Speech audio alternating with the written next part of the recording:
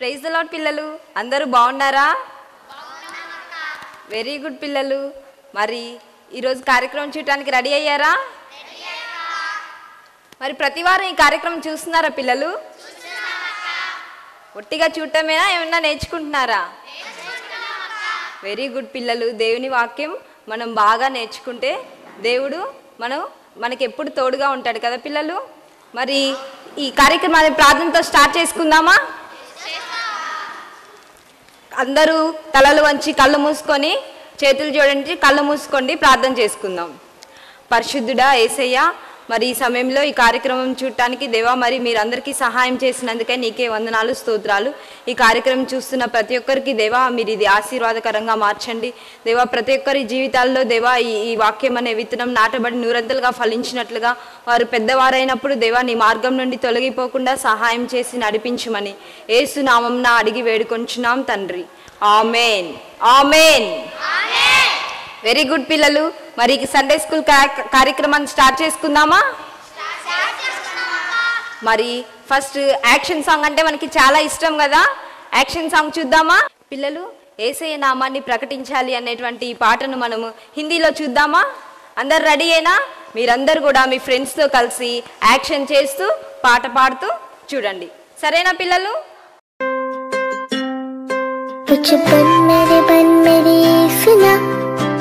तो पुकारे सुना प्रभु सुना पुकारे, प्रभु सुना पुकारे।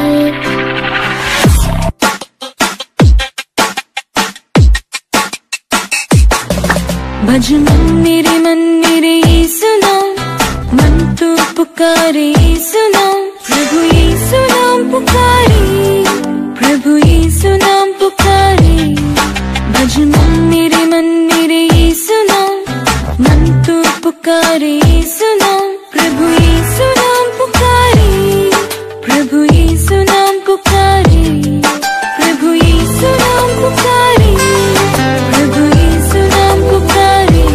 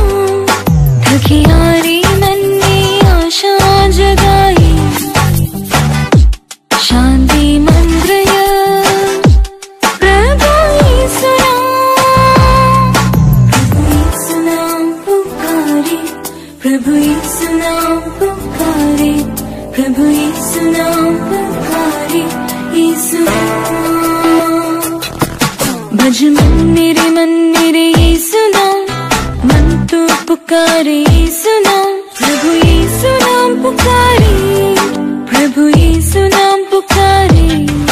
भज मन मेरे सुना, मन तो पुकारे सुना, प्रभु सुना पुकारे।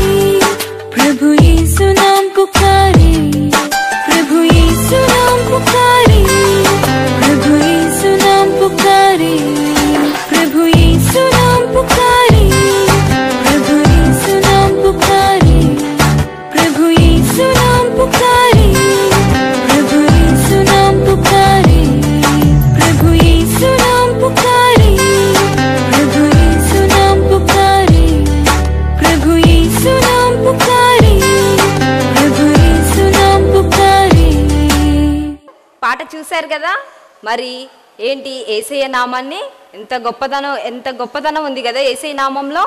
మరి ఈ పాట అందరూ మీరు నేర్చుకొని మరలా సండే స్కూల్ స్టార్ట్ అయినప్పుడు మనందరం కలిసి పాడుకుందాం, సరేనా? మరి ఇప్పుడు ఇంకొక యాక్షన్ సాంగ్ చూద్దామా? మీ అందరికీ చాలా ఇంట్రెస్టింగ్గా ఉంది కదా యాక్షన్ సాంగ్ చూడాలని. సరే పిల్లలు, మరి చిన్న పిల్లలారా చివరి సమయం ఇదేరా అనుకుంటా చిన్న పిల్లలు మన మధ్యకు వస్తున్నారు, చూద్దామా?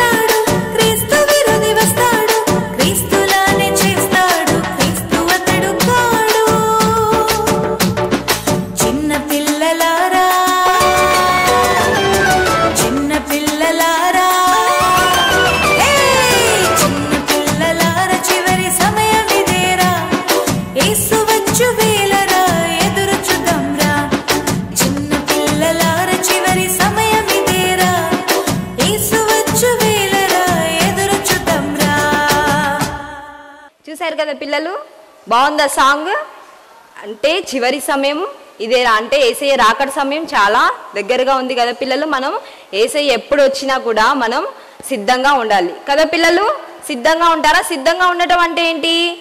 మనము మంచి పిల్లల్లాగా ఉంటే యేసయ్య వచ్చినప్పుడు మనల్ని తీసుకెళ్తాడు. అదే మనం చెడ్డ పిల్లల్లాగా ఉన్నాం అనుకో, యేసయ్య మనల్ని తీసుకెళ్తాడా? తీసుకెళ్ళాడు కదా పిల్లలు. మరి మనందరం కూడా మంచి పిల్లల్లాగా సిద్ధంగా ఉంటే యేసయ్య వచ్చినప్పుడు మనల్ని తప్పకుండా తీసుకెళ్తాడు కదా పిల్లలు.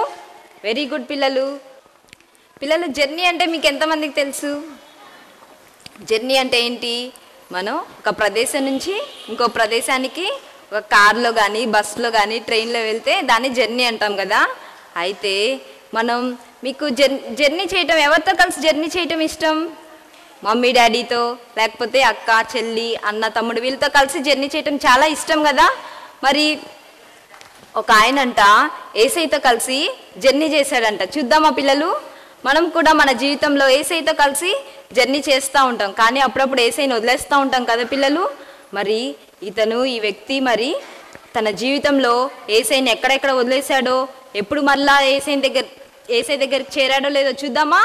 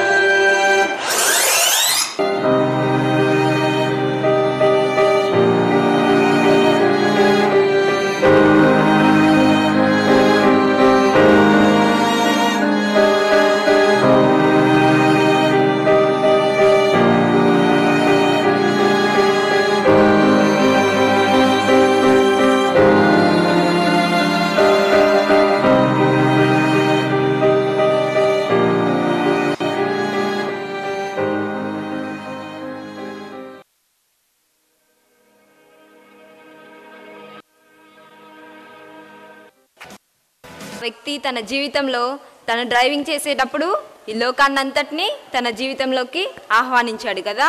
మరి తద్వారా ఏమైంది? యాక్సిడెంట్ అయిపోయింది కదా. మరి ఎప్పుడైతే తను స్టీరింగ్ని యేసయ్య చేతుల్లో పెట్టాడో అప్పుడు తను హ్యాపీగా ఉన్నాడు కదా పిల్లలు. అలాగే మన జీవితం కూడా ఎప్పుడైతే మనం యేసయ్య చేతులకు అప్పగిస్తామో అప్పుడు మనం సంతోషంగా ఉంటాం కదా పిల్లలు. అలాగే మీరందరూ కూడా మీ జీవితాలు యేసయ్య చేతుల్లో పెట్టాలి, అప్పుడు మనం సంతోషంగా ఉంటాం. సరేనా పిల్లలు? ఇప్పుడు మనం ఒక స్టోరీ ఇందామా? బైబిల్లో యోసేపు ఎంతమందికి తెలుసు? మనందరికీ తెలుసు కదా. మరి యోసేపు స్టోరీ మరి ఫ్లానల్ గ్రాఫ్ ఇమేజ్లో విందామా మనం? వెరీ గుడ్ పిల్లలు, అందరూ చక్కగా వినాలి. తర్వాత మిమ్మల్ని క్వశ్చన్స్ అడుగుతాను, సరేనా? ప్రైజ్ ది లార్డ్ పిల్లలు. ఈరోజు నేను మీకు బైబిల్లోంచి ఒక స్టోరీ చెప్తాను. అదేంటో మీ అందరికీ తెలిసిన స్టోరీయే, ఓకేనా? ఏంటంటే యోసేపు యొక్క చరిత్ర. ఓకేనా? నేను బొమ్మలు చూపిస్తూ ఎక్స్ప్లెయిన్ చేస్తాను, అందరూ శ్రద్ధగా వినాలి. ఓకే, స్టార్ట్ చేద్దాం. అయితే యోసేపు యొక్క తండ్రి పేరు యాకోబు. ఈయన పేరు యాకోబు. ఈయనకి 12 మంది కుమారులు.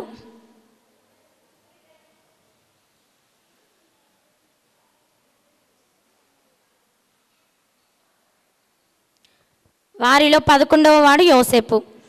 యోసేపుకి 10 మంది అన్నలు, ఒక తమ్ముడు. తమ్ముని పేరే బెన్యామీను.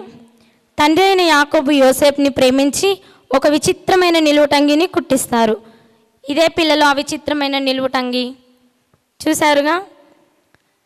యోసేపు ప్రార్థన చేసుకుంటూ ఉండేవాడు. అయితే యోసేపుకి కలలు వచ్చేవి. వాటిలో ఒక కల ఏంటంటే, పొలంలో వాళ్ళు పనులు పెడుతున్నప్పుడు తన అన్నల పనులన్నీ వచ్చి యోసేపు యొక్క పనికి నమస్కారం చేసినట్లు. అప్పుడు ఆ కళని తన అన్నలకి వివరిస్తారు యోసేపు. అయితే వాళ్ళ అన్నలందరూ యోసేపు మీద అసూయపడతారు. ఇంకొక కళ వస్తుంది ఇంకో రోజు. ఏంటంటే సూర్యుడు చంద్రుడు 11 నక్షత్రములు యోసేపుకి సాగిలిపడి నమస్కారం చేసినట్లు. అది కూడా వివరిస్తారు. అప్పుడు కూడా వాళ్ళ అన్నలు యోసేపు మీద కోప్పడతారు. ఒకరోజు వాళ్ళ అన్నలు దూర ప్రాంతానికి గొర్రెలు కాయడానికి వెళ్తారు. అప్పుడు తండ్రి అయిన యాకోబు యోసేపుని పిలిచి, మీ అన్నలు గొర్రెలు కాయడానికి షెకెము ప్రాంతానికి వెళ్ళారు, నీవు వెళ్ళి వారి క్షేమాన్ని కనుక్కొని రమ్మని పంపిస్తారు. అప్పుడు యోసేపు తన అన్నల క్షేమాన్ని కనుక్కొని రావటానికి వెళ్తారు. యోసేపు రావటాన్ని అన్నలు దూరం నుంచి గమనించి, అదిగో కలలు కానివాడు వస్తున్నాడు అని అతడు దగ్గరకు రాగానే చంపేద్దామని ఆలోచన చేస్తారు.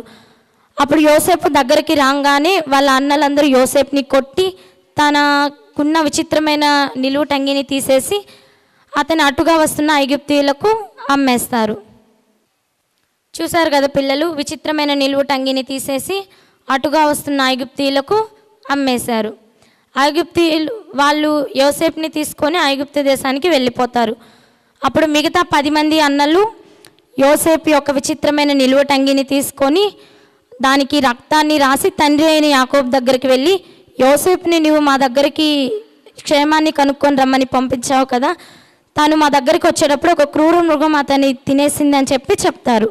అప్పుడు తండ్రి అయిన యాకోబు చాలా బాధపడతారు. యోసేపుని ఐగుప్తు దేశానికి తీసుకెళ్ళిపోతారు కదా. అప్పుడు తీసుకెళ్ళిపోయినప్పుడు అక్కడ ఐగుప్తు రాజు దగ్గర రాజ సంరక్ష సేనాధిపతిగా ఉన్న పొతీఫర్కి అమ్మేస్తారు యోసేపుని.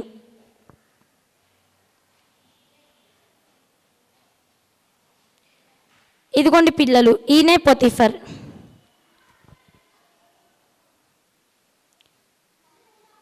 ఈయన దగ్గర యోసేపు బానిసగా ఉంటారు. బానిసగా ఉన్నప్పటికీ తన తండ్రి తన అన్నలు ఎవ్వరు తనతో లేకపోయినా తను మాత్రం చాలా నమ్మకంగా పొతీఫర్ మాటకి లోబడుతూ పనిచేస్తూ ఉండేవాడు. అప్పుడు పొతీఫర్ యోసేపు నమ్మకస్తుడని గుర్తించి యోసేపుని తన ఇంటి అంతటి మీద అధికారిగా చేస్తారు. కానీ పొతీఫర్ భార్య మాత్రం మంచిది కాదు పిల్లలు.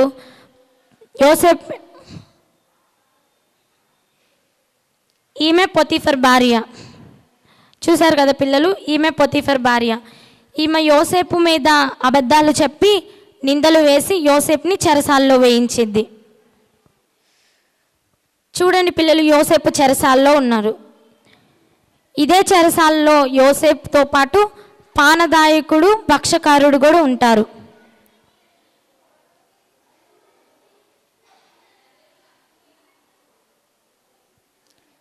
ఈయన భక్షకారుడు పిల్లలు. చూశారు కదా.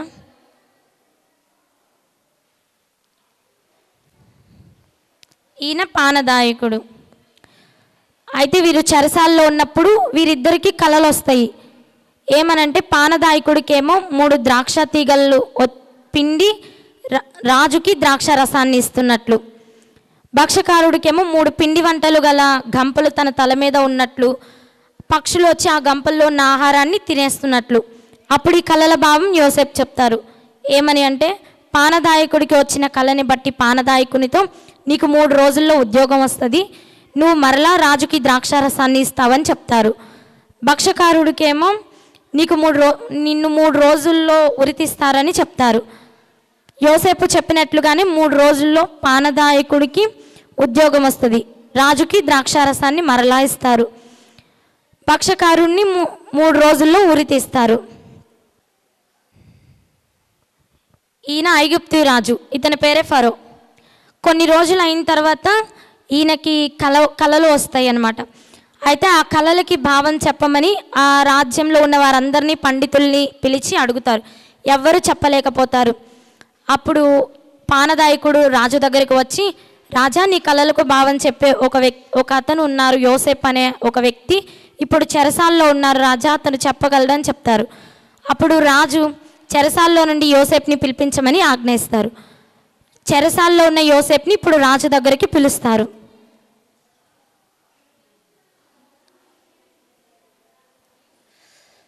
రాజు దగ్గరికి యోసేపుని పిలిపించారు. ఇప్పుడు రాజు తనకు వచ్చిన కళల్ని వివరించి చెప్తారు యోసేపుతో. ఏమని అంటే, ఒక కళ ఏంటంటే 7 బలహీనమైన ఆవులు మరో 7 బలమైన ఆవుల్ని తినేస్తున్నట్లు. ఇంకొక కళ ఏంటంటే 7 బలహీనమైన వెన్నులు 7 బలము కలిగిన వెన్నుల్ని తినేస్తున్నట్లు. అయితే ఈ కళలకి భావం యోసేపు చెప్తారు. ఏమని అంటే, ముందు 7 సంవత్సరాలు సమృద్ధిగా పంట పండిద్దని, మిగతా 7 సంవత్సరాలు కరువు వస్తుందని చెప్తారు. యోసేపు ఈ కళభావం చెప్పిందే కాకుండా ఈ 7 సంవత్సరాలు సమృద్ధిగా పండిన ఈ ధాన్యాన్ని నిల్వ చేసి మిగతా 7 సంవత్సరాల కరువు కాలంలో ఈ ధాన్యాన్ని ప్రజలకి పంచిపెట్టాలని మంచి సలహా కూడా ఇస్తారు. అప్పుడు రాజు యోసేపుని మెచ్చుకొని ఐగుప్తు దేశంలో అధికారిగా చేస్తారు. ఇదిగోండి పిల్లలు, యోసేపుని అధికారిగా చేశారు. సంవత్సరాలు సమృద్ధిగా పంట పండుతుంది.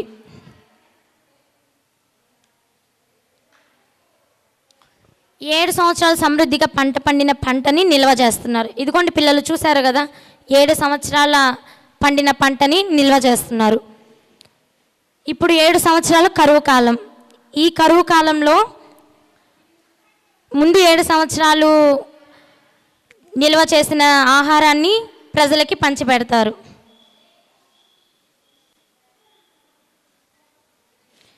ఇదిగోండి పిల్లలు, ప్రజలు ఆహారాన్ని కొనుక్కొని వెళ్తున్నారు. ఇప్పుడు యాకోబు తన 10 మంది కుమారుల్ని పిలిచి, మనం ఉంటున్న ఈ కానాను దేశంలో కరువుగా ఉంది కదా, ఐగుప్తు దేశంలో ధాన్యాన్ని అమ్ముతున్నారు, మీరు అక్కడికి వెళ్ళి కొనుక్కొని రండి అని తన 10 మంది కుమారులకు చెప్పి పంపిస్తారు. అప్పుడు ఈ 10 మంది కుమారులు ధాన్యం కొనటం కోసం ఐగుప్తు దేశానికి వచ్చి ఐగుప్తు దేశంలో ఉన్న యోసేపు దగ్గరకు వస్తారు. యోసేపు దగ్గరకు వచ్చి ధాన్యం కొనటం కోసం యోసేపు దగ్గరకు వచ్చి సాగిలపడి నమస్కారం చేస్తారు. ఈ 10 మంది అన్నలు యోసేపుని గుర్తుపట్టలేరు, కానీ యోసేపు మాత్రం తన 10 మంది అన్నల్ని గుర్తుపట్టి వాళ్ళని తనకి చిన్న వయసులో వచ్చిన కళలన్నీ జరిగాయని తను మనసులో తలంచుకుంటారు. అంతేకాకుండా ఈ 7 సంవత్సరాల కరువు కాలంలో వాళ్ళ అన్నలకి సమృద్ధిగా ధాన్యాన్ని పంచుతారు. వాళ్ళ అన్నలు తనని చిన్న వయసులో ఉన్నప్పుడు ఎంత బాధ పెట్టినా అవేమీ గుర్తు పెట్టుకోకుండా యోసేపు కరువు కాలంలో వాళ్ళ అన్నలకి సమృద్ధిగా ధాన్యాన్ని ఇచ్చారు, వాళ్ళని క్షమించారు. అంతేకాకుండా వాళ్ళ తండ్రిని, వాళ్ళ కుటుంబం మొత్తాన్ని కూడా కరువు కాలంలో ఐగుప్తు దేశానికి పిలిపించుకొని సమృద్ధిగా ఆహారాన్ని ఇచ్చి వాళ్ళని పోషించారు, ఆదరించారు.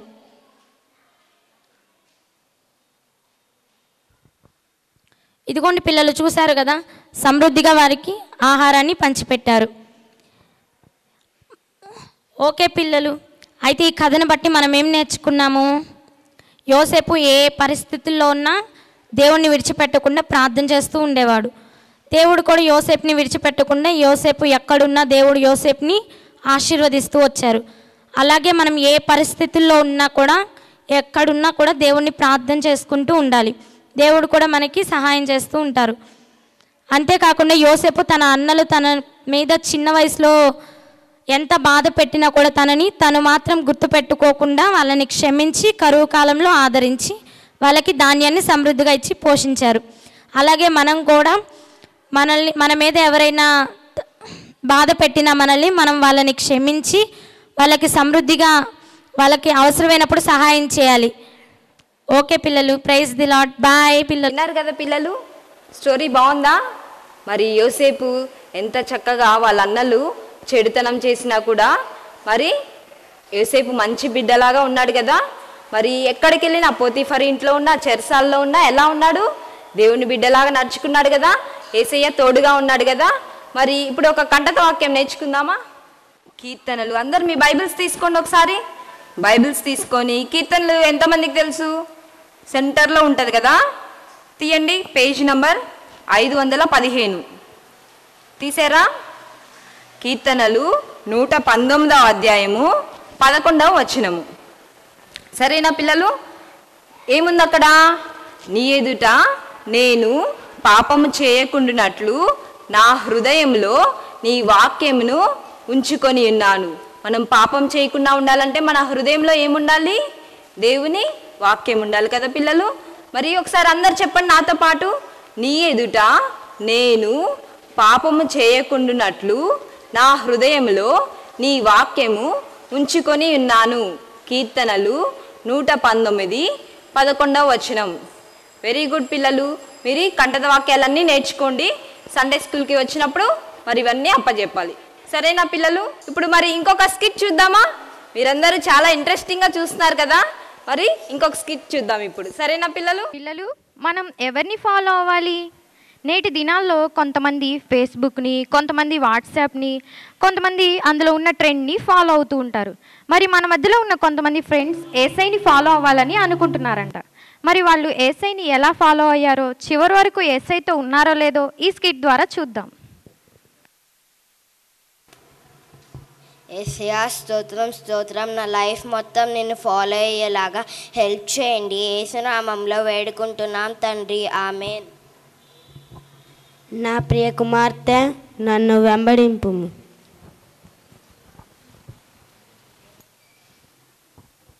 యేసయ్యా నీకు స్తోత్రం తండ్రి. యేసయ్యా ప్రతిరోజు మిమ్మల్ని వెంబడించేలాగా సహాయం చేయండి తండ్రి. యేసునామములో అడుగుచున్నాం తండ్రి, ఆమేన్. నా ప్రియ కుమారుడా నన్ను వెంబడింపుము. యేసయ్యా నీకు స్తోత్రం. మీ ఆజ్ఞను అనుసరిస్తూ నిన్ను ఫాలో అయ్యేలా సహాయం చేయండి. యేసునామములో ప్రార్థిస్తున్నాం తండ్రి, ఆమేన్. నా ప్రియ కుమార్తె నన్ను వెంబడింపుము.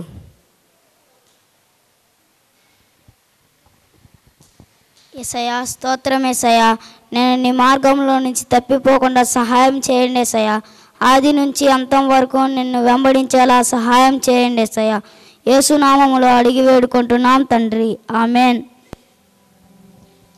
నా ప్రియ కుమారుడా నన్ను వెంబడింపుము. చిన్న పిల్లలారా మన ప్రియ యేసుతో మాట్లాడను. కలసి రండి మన ప్రియ యేసుతో మాట్లాడను. కలసి రండి మన ప్రియ యేసుతో మాట్లాడను. మన క్రికెట్ అన్నానికి ఒకళ్ళు తగ్గిపోయారా? ఎవరు వస్తారు? అరే అక్కడ జాన్ ఉన్నాడు రా, వాడు క్రికెట్ బాగా ఆడతాడు రా, మనం గ్రూప్లో చేర్చుకున్నాం. జాన్ రా ఆడుకుందాం. అరే త్వరగా రారా, టైం అయిపోతుంది, ఆడుకుందాం. తొందరగా రారా, టైం అయిపోతుంది, ఆడుకోవాలి. అరే నువ్వు చాలా అందంగా ఉన్నావే, ఏ పార్లర్లో చేపించుకున్నాను, చాలా బాగున్నావు. నువ్వు కూడా చాలా బాగున్నావు. ఉండే నా మేకప్ పోయేటట్టుంది.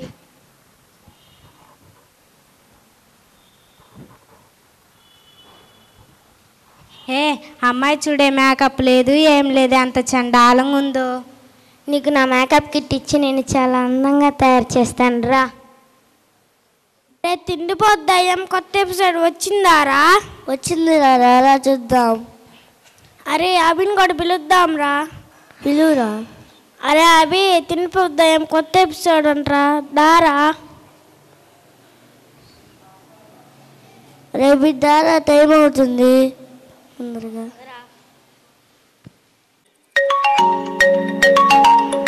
హలో హలో అమూల్య, మనందరం పార్టీ చేసుకుందాం అనుకున్నాం కదా, రా వెళ్దాం, టైం అయిపోయింది, మేము నీ కోసం వెయిట్ చేస్తున్నాం. అలాగే వస్తున్నాను. పిల్లలు చూశారు కదా, ఏసైని ఫాలో అవుతామని వాళ్ళు డెసిషన్ తీసుకున్నప్పటికీ వారికి ఇష్టం వచ్చినట్లు కొన్నిటికి అట్రాక్ట్ అయ్యి ఏసైని విడిచిపెట్టి వెళ్ళిపోయారు. అప్పుడు ఏసయ్య వారిని ఏమీ అనలేదు పిల్లలు. అలాగే మనం కూడా ఏసైకి ఇష్టం లేని పనులు చేస్తే ఏసై ఏమీ అన్నారు, కానీ ఆయన చాలా బాధపడతారు. కాబట్టి మనం ఏసైని బాధ పెట్టే వారిలా ఉండకూడదు. ఇప్పుడు వెళ్ళిన వారందరూ వారి జీవితాలు ఏమయ్యాయో, మరలా వారు ఏసై దగ్గరికి వస్తారో లేదో తెలుసుకుందాం. ఇంక నువ్వు మా టీంలో పనికి రావురా, పోరా పోరా. అంతకుముందు నువ్వు మాకన్నా చాలా చండాలంగా ఉన్నావని మా మేకప్ కిట్స్ అన్నీ నీకే ఇచ్చేసాం. ఇప్పుడు నువ్వు మాకన్నా చాలా అందంగా ఉన్నావు. నీ వల్ల నా మేకప్ కిట్స్ అన్నీ వేస్ట్ అయిపోయినాయి. చీపో. అరే బద్దాక నా ఫోన్ ఎందుకు చూస్తున్నావురా? నీ వల్ల నా ఫోన్ పాడైపోయిందిరా. చిప్పోరా. పార్టీ తీసుకెళ్ళటం వల్ల మా పరువు అంతా పోయింది. చీపో.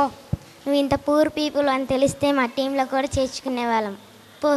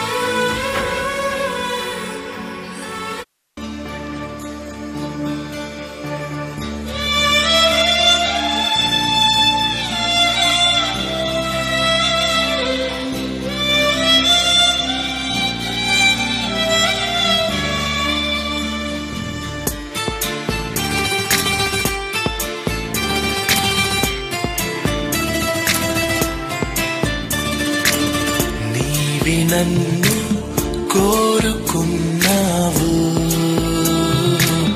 నీవే నన్ను చేరుకున్నావు,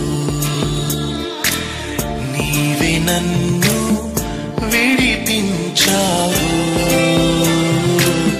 నీవే నన్ను విడువనన్నావు.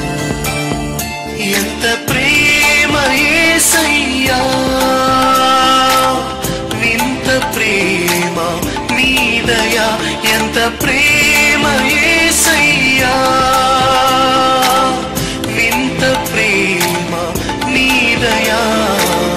నీవే నన్ను కోరుకున్నావు,